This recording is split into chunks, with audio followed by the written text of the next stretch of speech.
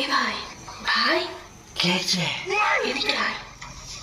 মাল্লা তুই গান করতে পারিস? আরে 5,500 টাকা খরচ হয়ে গেছে সকালবেলা, বুঝিস না?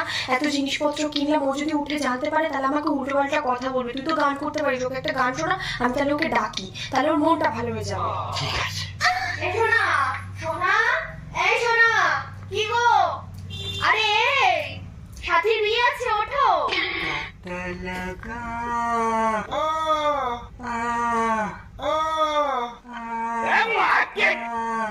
কানে করে তোমার মেয়েটা চিপে ধরবো কানে করে ঘুমতে ঘুমতে